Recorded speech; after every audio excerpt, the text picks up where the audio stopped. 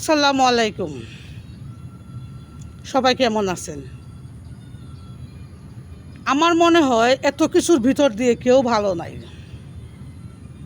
ভালো থাকার একটা অভিনয় আমরা সবাই করে যাইতাছি, এটা আমার মনে হয়। আমরা মানুষ অনেকটা দিন দিন কেমন যেন রোবটে পরিণত হয়ে যাইতাছি গা।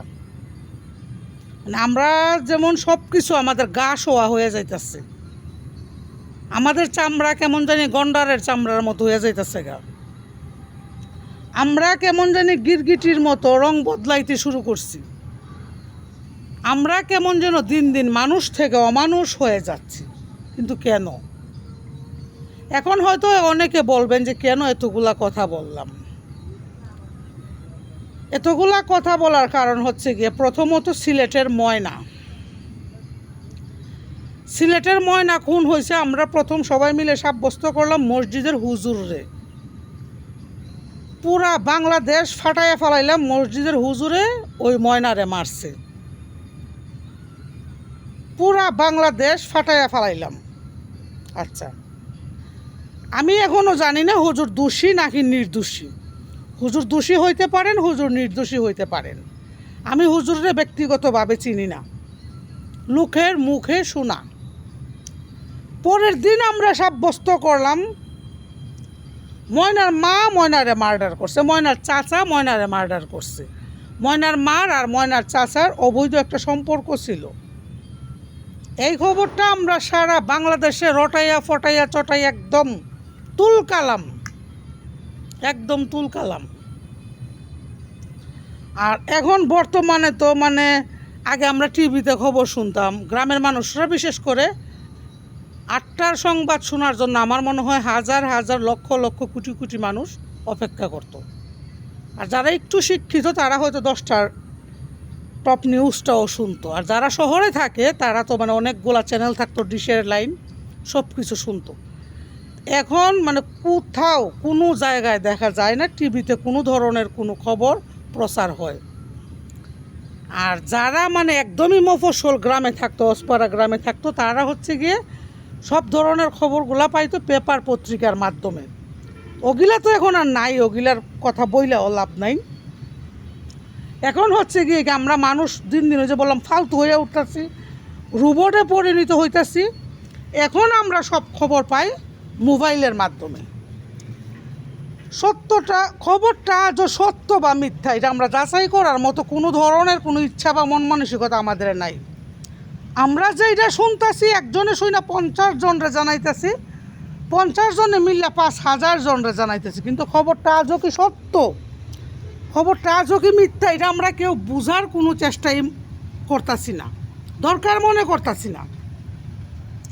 যার নামে ইচ্ছা তার নামে আমরা একটা কিছু বইলা দিতেছি। এটাকে আমরা আদৌ ঠিক করতেছি? আচ্ছা, তারপর আসলাম যে মেহেদি নাকি একজন যে মারা গেছে, ওই যে ঢাকার যে ব্যবসায়ী পাথর নিক্ষেপ কইরা যারে মারা হয়েছে, তার নামটা যেন কি আমার সঠিক এখন মনে নাই, নামটা মেহেদি বা এরকম একটা কিছু নাম। উনারা যে মারলো, সর্বপ্রথম শুনছি উনি একদম নিরীহ একজন মানুষ, অনেক কষ্ট কইরা উনার দোকানটা দাঁড় করানো হয়েছে, ওরা এভাবে অনৈতিকভাবে মারছে, অমানসিক নির্যাতন করছে, এইটা সেটা আগ্রম বাগ্রম। 24 ঘন্টা পার হওয়ার আগেই 24 ঘন্টা, আর যারা মারছে ওদের কত ধরনের গালিগালাজ, ওদের 14 গোষ্ঠী উদ্ধার করে ফেলাইতেছে।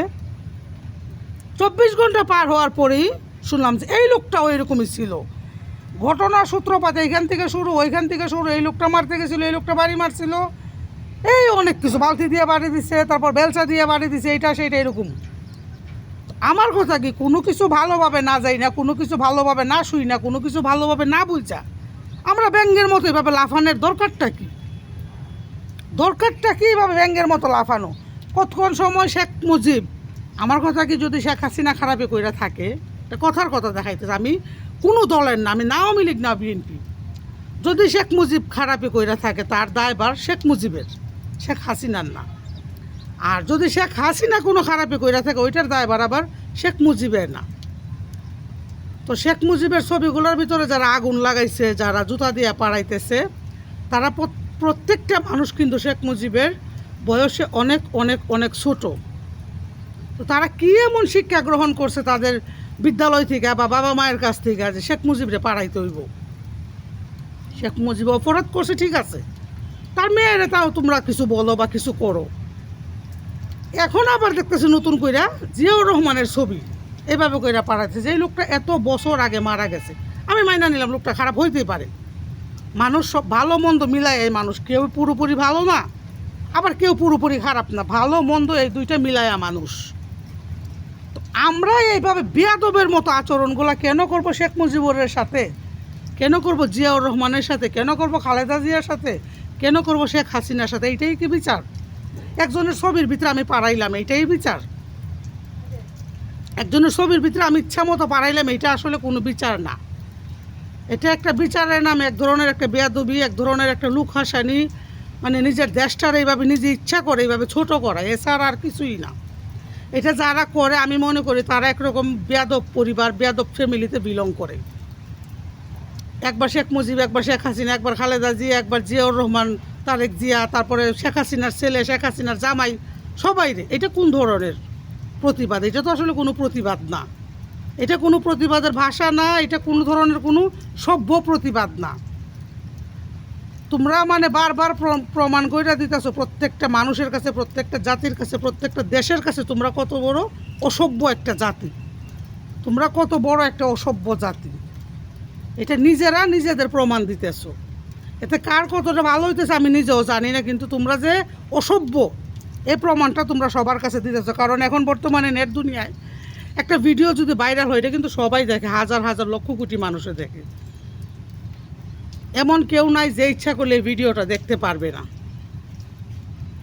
এমন কেউ নাই যে ইচ্ছা করলে এই ভিডিওটা দেখতে পারবে না। তাহলে নিজেরা কি নিজেদের ইজ্জত মারতাছো না? নিজেরা কি নিজেদের দেশের ইজ্জত মারতাছো না? ভালো থাকবেন সবাই, আল্লাহ হাফেজ, আসসালামু আলাইকুম।